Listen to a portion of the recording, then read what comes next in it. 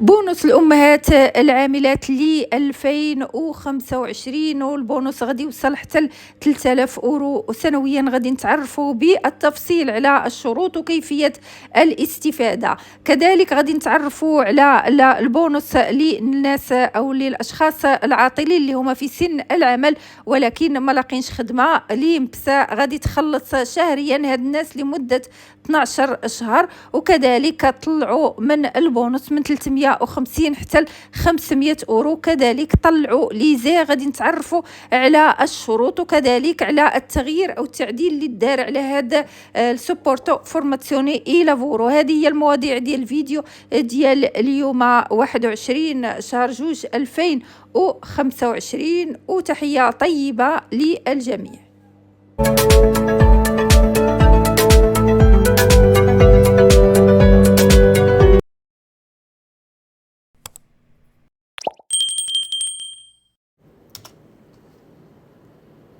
بالنسبة للبونص ديال الأمهات أو بونص مامي لافوراتريتش، خرجت ليمبس واحد لاتشيركولاري اللي كتشرح فيها الشروط لهذه المسألة. كنعرفوا أن هذا البونص كان في 2024، يعني أول ما جاء أول مرة في قانون المالية ديال السنة اللي فاتت. اليوم في قانون المالية ديال 2025 عاود تأكد هذا البونص، واخا أن في القانون ديال السنة اللي فاتت كانوا داروه غادي يبدا أو كان بدا من 2024 حتى وغادي يبقى حتى 2027، ولكن قانون الماليه ديال هذه السنه غير في الشروط. كان العام اللي فات كتقدر تستافد الام من هذا البونص او الام العامله اللي عندها عقد عمل اتيمبو انديترميناتو وعندها من 2 حتى 3 ديال الاطفال. وكان المشكل هو ان الامهات اللي عندهم كان عندهم عقد عمل ديال لافورو ديتيرميناتو يعني محدود المده، كان ما عندهمش الحق انهم يستافدوا من هذا لا دي كونتريبوسيون، هي الاعفاء من الضرائب، والمبلغ كيقدر يوصل حتى 3000 اورو سنويا، يعني تقريبا 260 اورو في الشهر.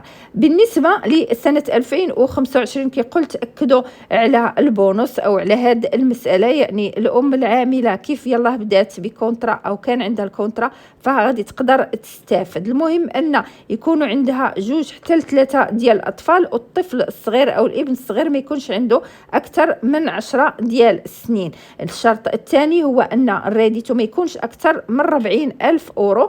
المساله الجديده انهم دخلوا حتى لافوراتريتشي اوتونومي، يعني الامهات اللي عندهم شركات وطبعا اللي عندهم على الاقل 2 حتى 3 ديال الاطفال، يعني نفس الشروط. وكذلك يعني الامهات العاملات بعقد العمل، هنايا ما داخلينش لافوراتريتشي او عاملات البيوت، يعني الناس اللي عندهم او الامهات اللي عندهم كونترا بير لافورو دوميستيكو يعني كولف ايبادانتي، هادو ما داخلينش في هذا القانون. بالنسبه لهاد سنه 2025 2026 غادي يبقى نفس الشروط، في 2027 غادي تبقى نفس الشروط، ولكن الشرط اللي زادوا ولا غادي يكون جديد في 2027 وهو ان الام خصها يكون عندها 3 ديال الاطفال، ما بقاوش 2 ولكن 3، والصغير خصو يكون عنده اقل من 18 سنه، يعني غيروا السن. اليوم خاص الصغير يكون عنده اقل من 10 سنين، في 2027 طلعوا حتى 18 سنه. بالنسبه لكيفيه عمل الطلب فغادي تعطينا ليمبس من بعد الطريقه للاستفاده او لعمل الطلب. الناس اللي ما داروش هذه المساله في 2024 يعني هذا العام اللي داز فكيقدر يديروا ريكوبيرو في لا ديكراتسيوني داي ريديتي، يعني ساتي 30 يسولوا الكاف، يعني يمشوا الكاف ملي يبغوا ياخذوا او يعملوا ساتي 30 يقولوا لهم هذه المساله باش يقدروا يساهموا او يقدروا يستافدوا من هذا لا دي كونتريبوسيوني بير مامي لافوراتريتشي.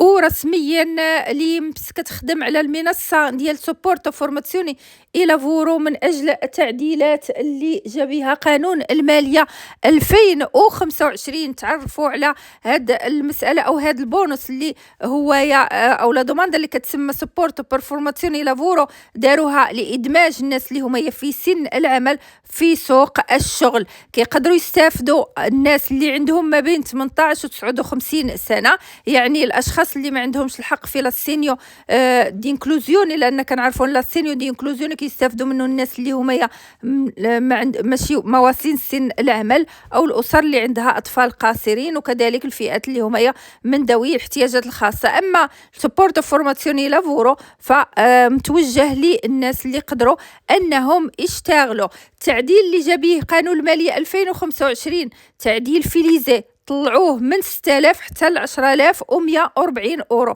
يعني أي واحد عنده ليزي أقل من 10140 أورو فيقدر أنه يعمل الطلب ديال سوبورتو فورماسيوني لافورو. ولكن خصكم تاخذوا بعين الاعتبار حتى الريديتو، لأن ليمس ما كتاخذش يعني غير داك الرقم اللي كيكون ديال ليزي اللي كيكون الفوق في ليزي، ولكن كتمشي تشوف التريفوتشي يعني مسائل أخرى بحال الريديتو فاميلياري. المسألة الأخرى أو تعديل الإيجابي اللي جابيه قانون المالية 2025 وهما أنهم طلعوا المبلغ ديال البونص. ففي السنوات الأخيرة كان أو لحد اليوم البونص هو 350 أورو شهريا لمدة 12 شهر. ملي كانت كدوز أو ملي داز 12 شهر فالشخص ما كيقدرش يستافد. اليوم طلعوا المبلغ حتى ل 500 أورو شهريا، استفادة سنة ولكن قابلة للتجديد. شكون اللي عنده الحق في التجديد والاستفادة لسنة أخرى؟ هما الناس اللي في الفترة اللي غيتسالي لهم العام الأول يكونوا ديجا كيقراو أو دايرين تكوين، يعني يكونوا شاغلين دايرين شي فورماسيوني باش يقلبوا على خدمة أو للاندماج في سوق الشغل، لأن الهدف من هذه المساعدة وهو مساعدة الناس أنهم يتعلموا حرفة أو يدخلوا يخدموا. المسألة الشرط الآخر باش يبقى الواحد يشد أو يستافد من هذا البونص هو أن ملي تجيه شي ريكياستا أو طلب من الشنترو باليمبيغو مثلا تكوين فورماسيوني أو خدمة، فضروري خصو يجاوب على لوفيرتا دي لافورو وعلى لا فورماسيون، يعني يمشي يديرها. ما جاوبش وما مشاش فغيتوقف ليه أو توقف ليه المساعدة اوتوماتيكمون من ليمبس. خاصه وان كنعرفوا ان في ملي كنديروا سوبورتو بيرفورماسيوني لافورو كندخلوا المعلومات كامله على التجارب ديالنا ديال العمل، الا كان عنده شي دبلومات او كنا دايرين شي تكوين فكيجونا لي اوفيرتي على حسب يعني ليسبيرينس او تجارب ديال الشغل اللي عندنا او اللي حطينا في المنصه الخاصه بهذه المساعده.